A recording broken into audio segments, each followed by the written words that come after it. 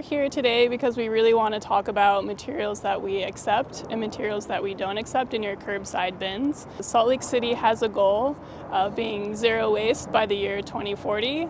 And what that really means is we're trying to divert as much from the landfill as we can. So we want to recycle as much resources as we can, and we also want to put a lot of green waste in the compost section of the landfill. The landfill only has so much space, so it's really important that we divert a lot of our waste to these other resources. So my job day to day is going out into the neighborhoods, and what I do is I go from can to can and I lift up the lid. But let's take a look at this can. This is what we would consider a perfect can. So right off the bat, what we have is a plastic milk jug. This is awesome. We like to see this a lot.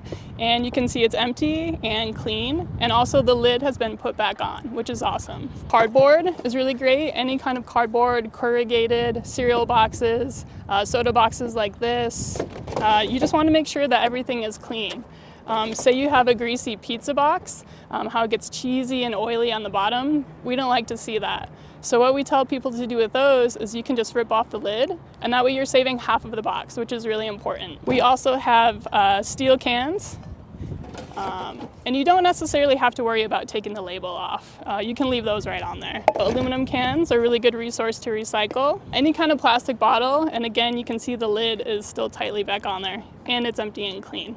We also like to see egg cartons, as long as they're not styrofoam. We do see a lot of styrofoam out in the field, and a lot of that is egg cartons. So as long as it's the paper egg cartons, you're fine. Another important resource to save is paper. So we recycle any kind of mixed paper. So junk mail, magazines, telephone books, things like that. The only kind of paper we don't like to see is shredded paper, and that's because it's just too small to capture. And we also don't want anything tied up in a bag, so you don't want to contain that shredded paper in a bag. That would now just be considered a garbage item. So that's basically what a really good can would look like in the field.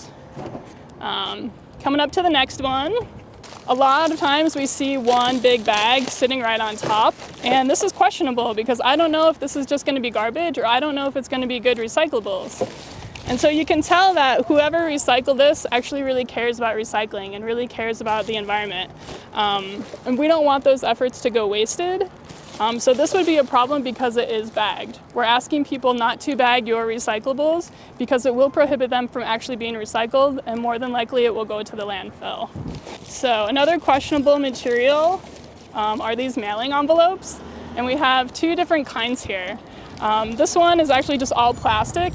And what we're telling people to do is this can actually go back to your grocery stores with like your plastic grocery bags. It's the same kind of film. But this one is actually a mixed material. If you look inside, it's bubble wrap and also paper on the outside. So they're not able to separate these. So this would actually just be a garbage item. Air filters. We see a lot of air filters out in the neighborhoods. Even if these are relatively clean, first of all, they're usually dirty, so that would be a no. But even if they're clean, you can see there's some wire in with the paper. And so that actually makes it unrecyclable because it's another mixed material. So this would also be a no. Any kind of block styrofoam is just going to be a garbage item. So that includes to-go containers, cups, plates, things like that. So this kind of goes into the category of plastic films and plastic bags, plastic wraps, plastic sheeting. None of that is an item that we want to see at the materials recovery facility.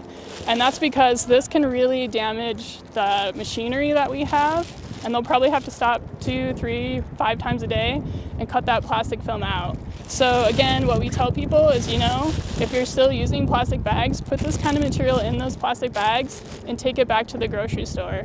Along with that, we see a lot of pet food bags still. This one, even though it appears to be paper, it actually has a plastic wrap on the inside. So these ones, as well as the ones that are just all plastic, are a no. We also see a lot of these water bottle containers. So the wrap on here is what we don't want. The cardboard would be fine, but you have to separate the plastic wrap yourself from the cardboard and then put the cardboard in the recycling bin. You can already hear some glass in there. So another thing that we're seeing a lot of now, I don't know if you guys have heard of these meal kits that people subscribe to, but they come to your house in a cardboard box. It's really easy, convenient, you can make a great meal, but they have materials in them that are not recyclable. And it's a little confusing. If I were someone and I had this, it's written all over here, recycle me. So I would think, hey, I can recycle this. If you read further, it even gives you instructions, cut off the side, dump out the non-toxic materials from the inside, and then all you could really recycle would be the plastic film. And why that's on here is because in some places in the country, you might be able to do that. But here in Salt Lake City, this would just be an item that would be either garbage or, again, back to your grocery store. They also come with this foil insulation, and that's also just a garbage item. I think just a couple of weeks ago, I came across 4 cans in a row, and they were just filled to the top with clothing.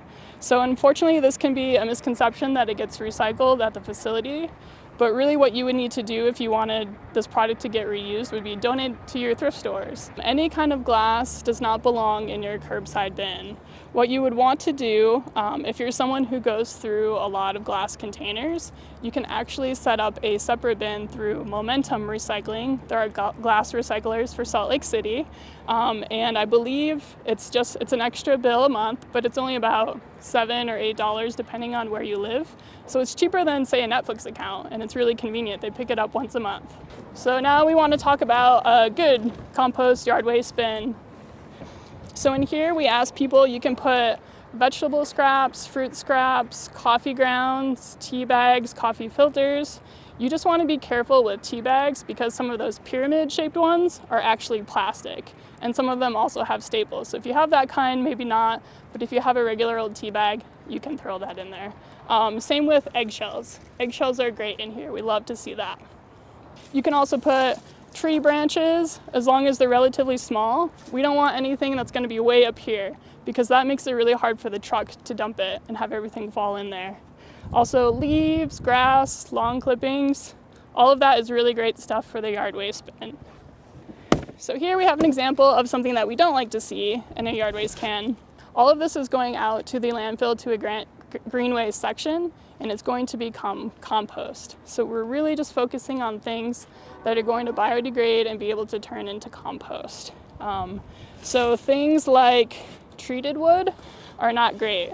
These are chemically treated, and we don't want that ending up in someone's compost. So that's why we don't like to see those in there.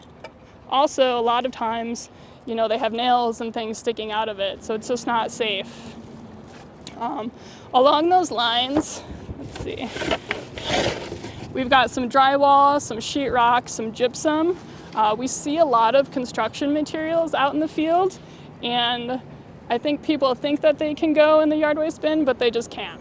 Bricks or rocks, those are not a material that are accepted, as well as dirt.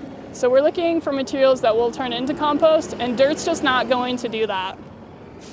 Also, during leaf season, unfortunately, we do see a lot of bagged leaves. So we're asking again, as with the recycle bin, if you have leaves, just kind of dump everything and keep it loose in your bin. And then I just wanted to touch briefly on your garbage can. A lot of times when I'm at a recycling can and I'm moving something that doesn't belong in the recycling can to a garbage can, I will see things in here that could have been recycled. So say again, aluminum cans, plastic bottles.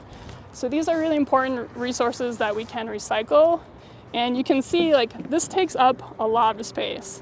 And we oftentimes find cans that are overflowing. So say you had recycled this instead of putting it into your garbage, you'd have that much more space in your garbage can. And if you think about that space also being saved at the landfill, it makes a pretty big impression.